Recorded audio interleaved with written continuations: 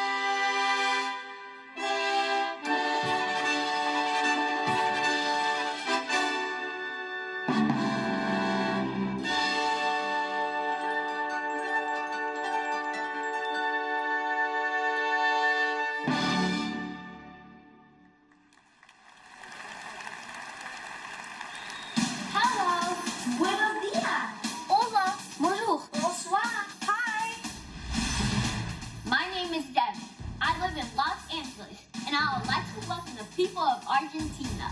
I'd like to welcome the people of Antigua and Barbuda, the Bahamas. Welcome! Do you know that Argentina is the home to both the highest and the lowest points of the southern hemisphere? Really? And there are 700 islands in the Bahamas. Antigua and Barbuda have a peak named after President Obama. Rihanna is from Barbados. Whoa! Cool. And welcome to the people of Barbados. Daremos las boas-vindas. Welcome. Welcome. Nos gustaría dar la bienvenida. The people of Belize. Bolivia. And Brazil. I just learned that Canada's lowest record temperature is as cold as Mars. And you know what else? Chile has the world's biggest swimming pool. Isso é muito divertido. What? I'd like to welcome the people of Chile. Canada. Cuba. Welcome to the people of Colombia. Le damos la bienvenida a la gente de Costa Rica. And guess what? Do you know which country in the Americas has 9 active volcanoes? Which one? Dominica. Welcome to the people of Dominica. Did you know that the summit of Mount Chimborazo, Ecuador's highest mountain, is the closest you could get to space with your feet still on the ground? Welcome to the people of Ecuador. Welcome to the people of the Dominican Republic.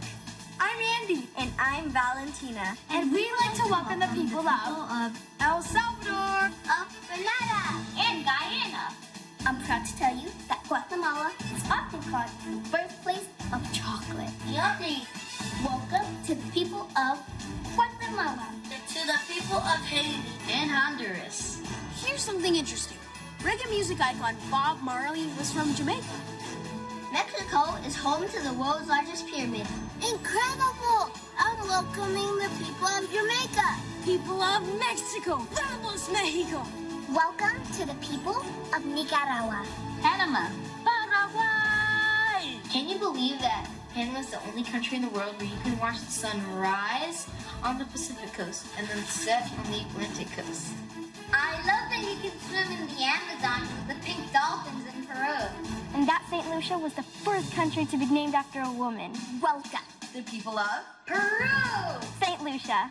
And St. Kitts and Nevis. Welcome. I'd like to welcome the people of St. Vincent and Grenadines. La gente de Surinam y Trinidad y Tobago. I've got one more amazing stat.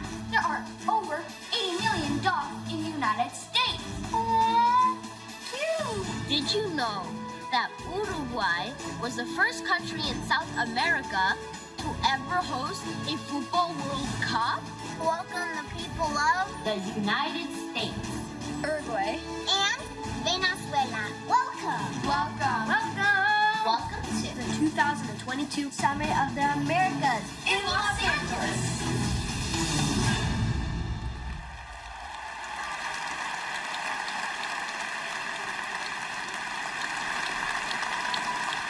On behalf of all the children of Los Angeles, we welcome the leaders of the Americas to the City of Angels. Well, thank you, and welcome. Thank you to our children, and thank you for reminding us, please take your seats, reminding us why we are gathered here today in the City of Angels for the 9th Summit of the Americas, to put our collective heads and our hearts to work in forging a vision and a plan for a world that we want to share, not just in our hemisphere or our countries or our cities, but for these angels, our children, estos ángeles, nuestros niños. I'm Mayor Eric Garcetti, and I'm so honored to say welcome, bienvenidos, bienvenue, bienvenido to my hometown, el pueblo de Nuestra Señora la Reina de los Ángeles de Porciúncula, or as we just call it, LA. A city of belonging built by dreamers and doers from every corner of the hemisphere. Una ciudad donde todos pertenecen, creada por gente con sueños y poblaciones de cada esquina de este hemisferio. A city of the future, where we meet challenges with creativity and with cooperation. Una ciudad del futuro, donde enfrentamos cualquier reto con creatividad y con cooperación. And although we all have lived through these past few years, some of the most difficult years we've ever lived with the toughest challenges any of us have ever faced, this is our time to come together. Esta es nuestra oportunidad de unirnos, to listen, to learn, to emerge stronger, smarter, and more unified than ever, leading with strength and, yes, with love. This is what we are called to do urgently for ourselves and for our neighbors, for our nations and for our planet. It is now my great joy to introduce my dear friend and the leader of our Golden State, Governor Gavin Newsom. Thank you. Good evening, everybody. I love what Mayor Garcetti's talked about, dreamers and doers. I love to say that about not just LA, but California, a state of dreamers, doers, entrepreneurs, innovators, a state like our nation that prides itself on being on the leading and cutting edge of new ideas. You are in one of the most diverse cities, LA, in the most diverse region, in the most diverse state, California, in the world's most diverse democracy. And we're proud of that. We don't tolerate our diversity, we celebrate our diversity. That's our strength. We're a universal state. And so, you know, I couldn't imagine a better place for all of you to be. Here's a word you don't hear a lot, particularly in America. That's pluralism. California practices pluralism. And I sit here very proud, Kiara reminding me, all these young kids. I sit here as governor of California, where 27% of us are foreign born, but over 50%, half our children, have one or more parents that are foreign born. It just doesn't exist anywhere else but here in the state of California. That is a deep point of pride. And by the way, it is a point of pride for me to introduce to you someone who is the manifestation of the best of California values and the best of American values, our very own, the Vice President of the United States, Kamala Harris.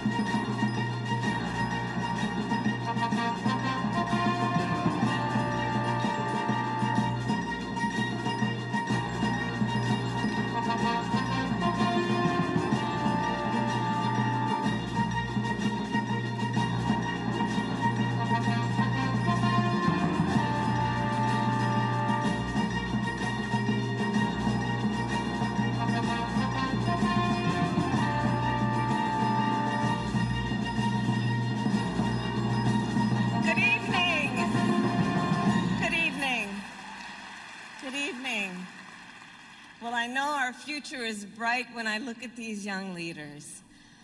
Governor Gavin Newsom, thank you for that introduction. It is, of course, so good to be back in my home state of California.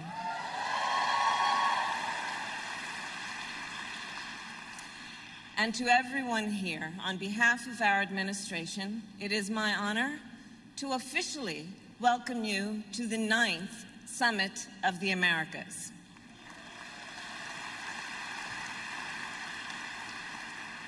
And of course, we are here together with world leaders, local elected officials, including our host city mayor, Garcetti, business and civil society leaders, and of course, the President of the United States, Joe Biden.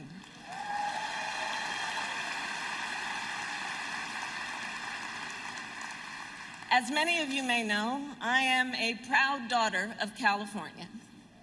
I represented this state as Attorney General and as a United States Senator, and I am proud to call Los Angeles my home. As Vice President, I am pleased to acknowledge, as the Governor mentioned, California is a place where ambitions and dreams become reality. And so we all gather in Los Angeles this week for the Summit of the Americas with big ambitions. Ambitions that began 28 years ago in Miami at the first ever Summit of the Americas, when our nations together set the Western Hemisphere on a new path, a path to grow our economies and improve the lives of our people.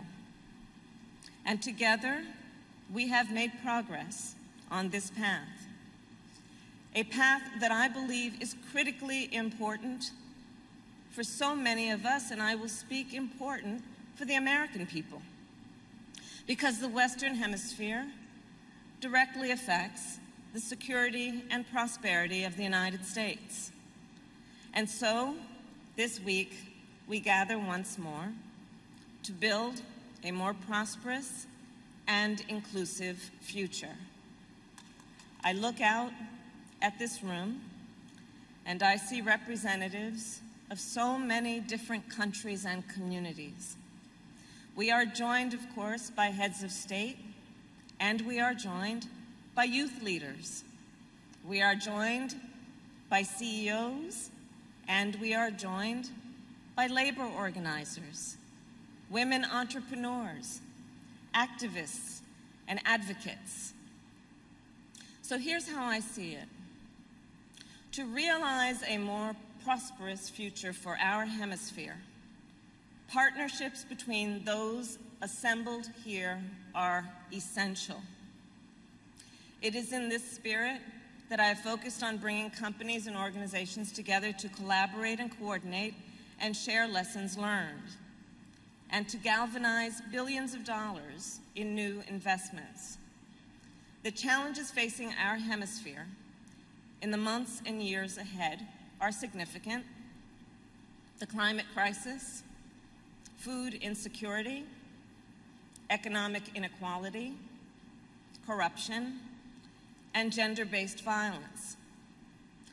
When I think about these challenges, I know and I am certain they will require new and innovative coalitions to solve, which is why President Joe Biden and I see this week as an opportunity for all of us, an opportunity to launch new initiatives, to begin new conversations, and to build new partnerships. So let us enjoy this evening and also commit ourselves to taking advantage of this time that we spend together under the same roof. At this convening, let us build a more prosperous and inclusive future for the entire Western Hemisphere. Thank you and welcome.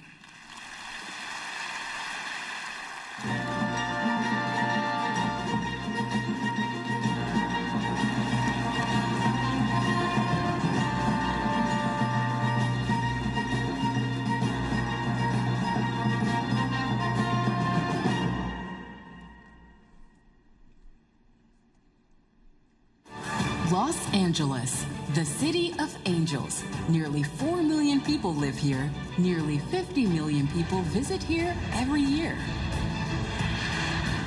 Men and women, people young and old. People of every race and ethnicity come together right here.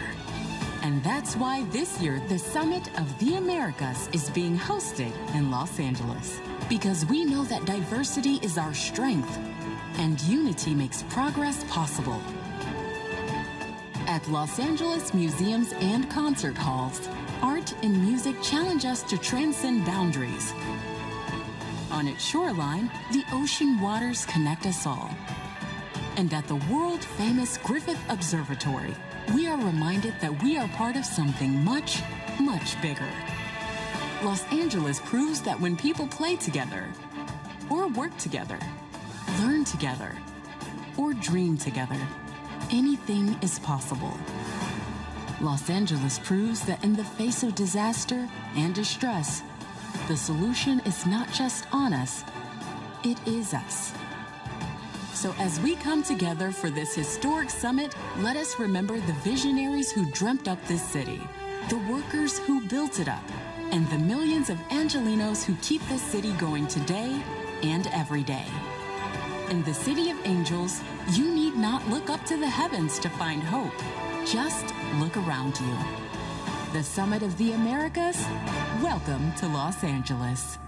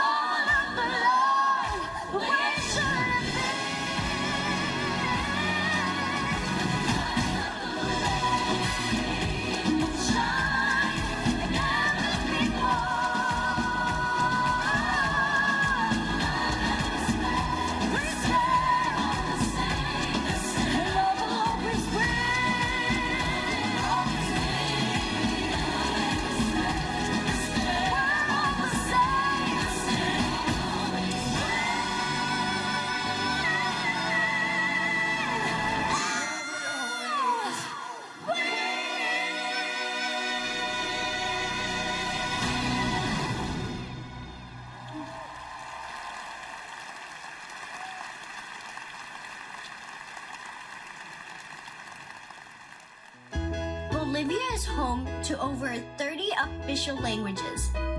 Believe it or not, Brazil has the most animal and plant species than any other country in the whole world. It has also been the largest producer of coffee for the last 150 years. The Amazon River starts in Peru. Kaitor Falls in Guyana is the world's largest single-drop waterfall of 741 feet. And Venezuela is home to Angel Falls, the world's highest waterfall, with a height of 979 meters and a plunge of 807 meters. And also, did you know that Paraguay's people make the finest lace in the world, called ñanduti, which translates to spider web. Uruguay has the longest national anthem in the world. It takes 6 minutes to perform. Colombia has a naturally occurring rainbow river.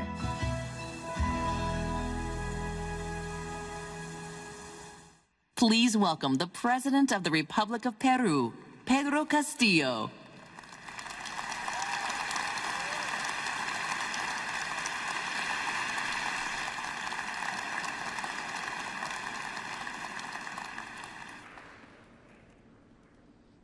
Señor Presidente de los Estados Unidos de América, señoras y señores jefes de Estado y de Gobierno, señores secretarios generales de las Naciones Unidas y de la Organización de Estados Americanos, distinguidos invitados especiales, distinguidos miembros de las distintas delegaciones, señoras y señores. En el año 2018, el Perú tuvo el honor de acoger la 8ª y última edición de la Cumbre de las Américas y de recibir en Lima a las jefas y jefes de Estado y de Gobierno de los países hermanos del continente americano. Lo hicimos porque consideramos a esta plataforma como un valioso espacio de acción conjunta que debe ser permanentemente fortalecido e impulsado, pues desde la primera cumbre celebrada también en los Estados Unidos, en Miami, en 1994, nos invita no solo a dialogar sobre preocupaciones comunes y desarrollar una visión compartida para el desarrollo futuro de la región, sino que puede exhibir importantes logros. Me refiero a la constitución del diálogo empresarial de las Américas, facilitado por el Banco Interamericano de Desarrollo, la Carta Democrática Interamericana, mandato de la Cumbre de Quebec en el año 2001 y aprobada en Lima ese mismo año.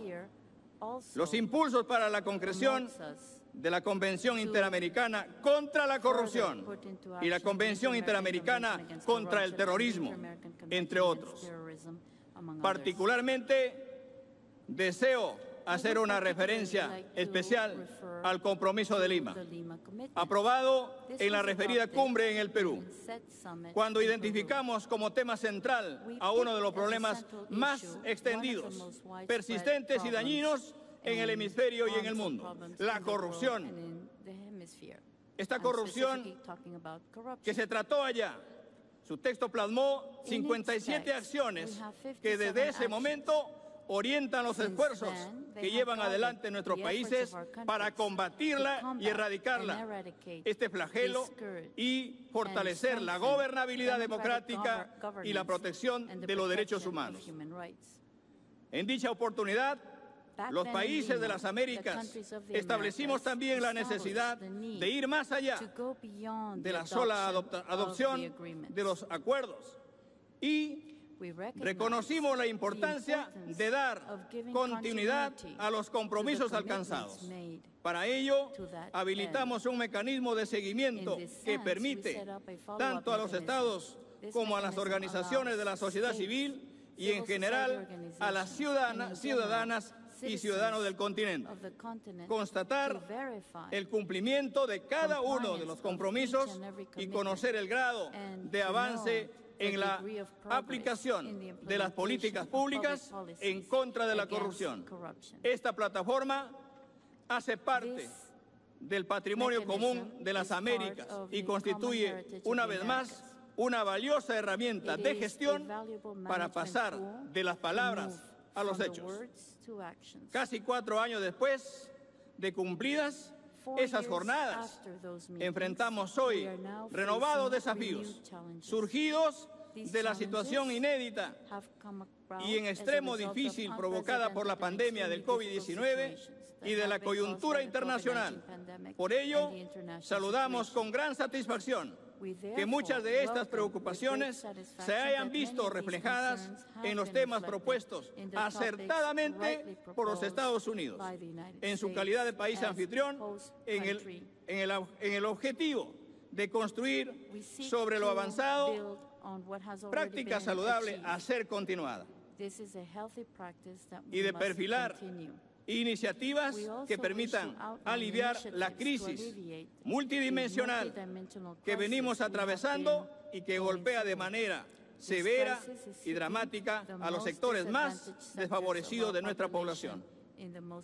Quisiera finalizar manifestando mi complacencia y mi agradecimiento por la generosa hospitalidad del gobierno y del pueblo de los Estados Unidos, y especialmente a la magnífica ciudad de Los Ángeles que el día de hoy nos acoge, esperando de que el éxito de esta 9ª Cumbre de las Américas sea un logro significativo de nuestro continente, y el Perú contribuirá decididamente para alcanzar este objetivo.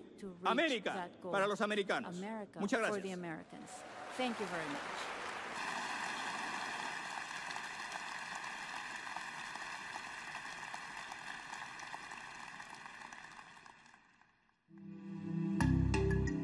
In 1994, our hemisphere came together in Miami. For the first time in history, our leaders set forth a plan of action to strengthen democracy, to promote economic prosperity, to eradicate poverty and discrimination, and to guarantee sustainable development.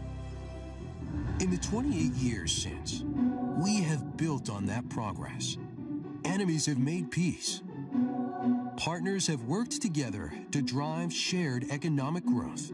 And when disaster struck, the region provided much-needed relief. The nations of the Americas have joined forces to fight crime and corruption, to combat climate change, and to curb the COVID-19 pandemic. Through it all, it's as important as ever for us to support democracy, as well as the sovereignty of nations, the integrity of elections, and the rights of all people. So for the sake of all those in our country and our region who call ourselves Americans, let's take up together the work of building the hemisphere where every child in every country grows up with opportunity, security, and freedom. Today, 28 years after the first summit, nations have come together again. This time in another city that celebrates its diversity, Los Angeles. The challenges that the region and the world now face are as great as they have ever been, as economies are being rebuilt, as health systems and our environment are being tested. The critical work continues at this year's summit, a place for solutions.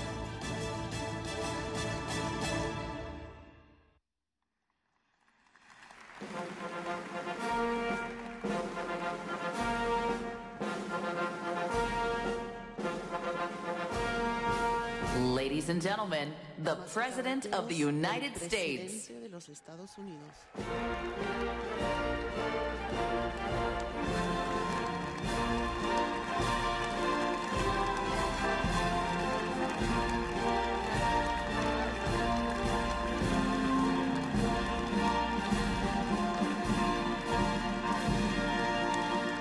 Good evening. Please be seated. Welcome to Los Angeles. And I probably should stop right here because I've followed some difficult acts in the past.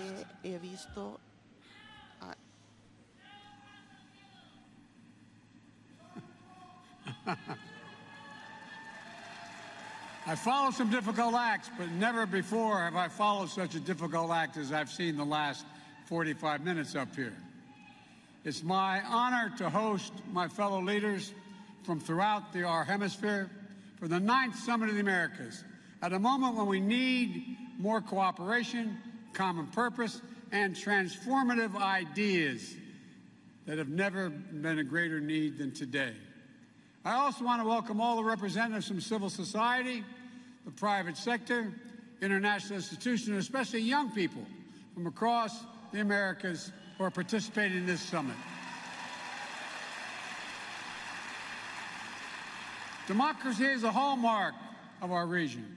Our Inter-American Democratic Charter, which grew out of the 3rd Summit of the Americas, captures our unique commitment to democracy as a region. It affirms the right of people throughout the Americas to democracy and our obligation as governments to promote and defend democracy. As we meet again today, in a moment when democracy is under assault around the world, let us unite again and renew our conviction that democracy is not only the defining feature of American histories, but the essential ingredient to America's futures. Folks, to state the obvious, our region is large and diverse. We don't always agree on everything, but because we're democracies, we work through our disagreements with mutual respect and dialogue. At this summit, we have an opportunity for us to come together around some bold ideas, ambitious actions, and to demonstrate to our people the incredible power of democracies to deliver concrete benefits and make life better for everyone, And no longer is this a question of what will we do, what will the United States do for the Americas? The question is what we can accomplish by working together as true partners with diverse capabilities but equal and mutual respect, recognizing both our individual sovereignty and our shared responsibilities. The COVID-19 pandemic hit our region particularly hard. While we account for just 12% of the global population, we experienced more than 40% of reported global pandemic-related deaths. It's an enormous tragedy that has left too many families grief-stricken. An ensuing economic crisis triggered by the pandemic ravaged economies throughout the hemisphere, wiping out much of the hard-earned progress we had made. 22 million more people fell into poverty in just the first year of the pandemic. Inequity continues to rise. Global inflammatory pressures were made worse by Putin's brutal and unprovoked war against Ukraine and making it harder for families to make ends meet. And all of these factors are contributing to vastly increased migration flows throughout our hemisphere, with too many people feeling there is no option available to them to provide for themselves and their families. These challenges affect all of us. All of our nations have a responsibility to step up and ease the pressure people are feeling today. In the months leading up to this summit, countries have made meaningful and concrete commitments to address these challenges. And the United States is attempting to do our part as well. Yesterday, we launched our Cities Forward initiative, recognizing the key roles of mayors and local governments, the role they play in delivering for the people where they live. And we'll host the inaugural City Summit of the Americas in Denver in 2023. Earlier today, we announced a new America Health Corps with 50,000 public health and medical professionals being trained in the region over the next 5 years to help strengthen our health systems throughout the hemisphere. In the next few days, we'll be rolling out another new initiative created in cooperation with many of your countries. It includes the U.S.-Caribbean Partnership to address the climate crisis, which the Vice President Harris will lead for our country, and the collaboration among the United States, Argentina, Brazil, Canada, Chile, and Mexico, the hemisphere's largest exporters of food, to increase food production for export, as well as increase fertilizer production for transportation. Our leaders, all of us, as we discuss ways to better target more than $500 million of the United States is devoting to increasing security for our citizens, working with partners to disrupt transnational criminal organizations, go after drug traffickers and illicit firearms, advancing anti-corruption efforts, and strengthening the rule of law. And tonight, I'm announcing a new economic partnership that builds on all the work we have done with the region and will guide our engagement going forward. We're calling it America's Partnership for Economic Prosperity, and it's grounded on the same core values that my administration is bringing to our own strong economic recovery and to bolster long-term economic competitiveness in the United States. First, the American Partnership will help economies grow from the bottom up and the middle out, not the top down. What's true in the United States is true in every country. Trickle-down economics does not work.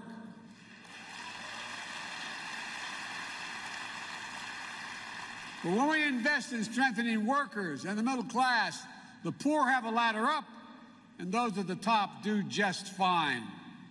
That's how we can increase opportunity and decrease persistent inequity.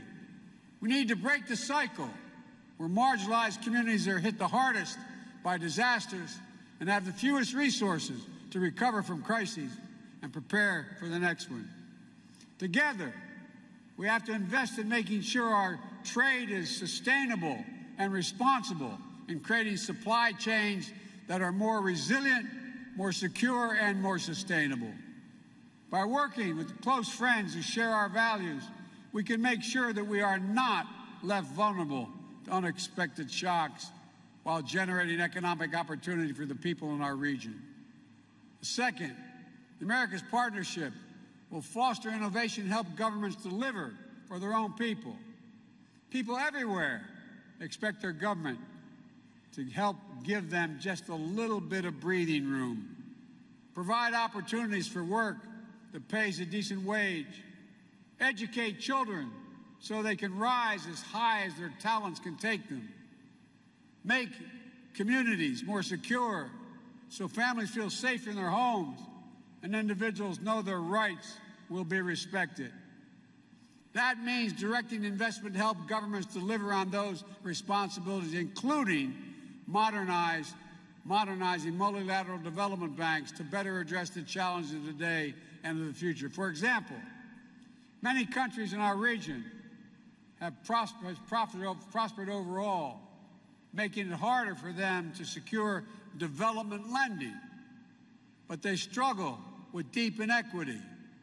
I'm proposing the fundamental reforms of the Inter-American Development Bank Group, and the United States is ready to put our new capital in the bank's private sector lending arm, the IDB investment, to help capitalize on the critical flow of private capital in the region, especially to those startup digital connectivity, renewable energy, and health. Third, the American Partnership will tackle the climate crisis head-on with the same mentality we're bringing to the work in the United States. When I hear climate, I think jobs. Good-paying, high-quality jobs will help speed our transition to a green economy of the future and unleash sustainable growth. Jobs in developing and deploying clean energy. Jobs in decarbonizing the economy. Jobs in protecting biodiversity of our hemisphere. Jobs provide dignity of being able to feed your family, give your children a better life, and envision a future of possibilities. That's what this is all about. Responding to basic human desires that we share for dignity, for safety and for security. And when those basics are absent in one place, that's when people make the desperate decision to seek them elsewhere. So on Friday, we'll also come together to launch the Los Angeles Declaration, a groundbreaking integrated new approach to managing migration and sharing responsibility across the hemisphere. The Declaration represents a mutual commitment to invest in regional solutions that enhance stability, increase opportunities for safe and orderly migration through the region, and crack down on criminal and human trafficking who prey on desperate people.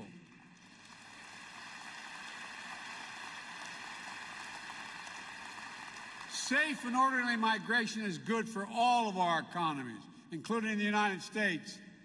It can be a catalyst for sustainable growth.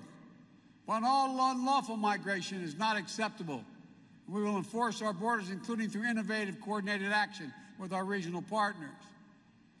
We've come a long way together since the United States hosted the first summit of the Americas 28 years ago.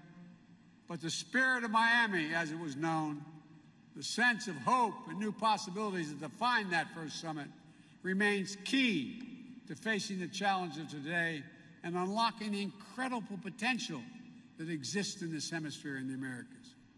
There is no reason why the Western Hemisphere shouldn't be secure, prosperous, and democratic, from Canada's northernmost reaches to the southern tips of Chile. We have all the tools we need right here in our own hemisphere. Our people are dynamic and innovative. Our nations are committed to working in partnership, and our region is forever knit together by the close bonds of family and enduring friendship. We see it here in Los Angeles, as you heard earlier, a city that has been shaped from its earliest days and strengthened over the decades by the rich and diverse contributions from people of all our nations. It's written in the murals, the markets, the thoroughfares that crisscross the city, bearing witness to the history, struggle, and indomitable spirit of the people of the Americas. This city is testament to the connections that bind us and our capacity to achieve great things together. So tonight, let's enjoy a wonderful celebration. Let us leave here renewed with purpose and a renewed partnership. And tomorrow, let's get to work building the future this region deserves. Thank you all, and again, welcome, welcome, welcome.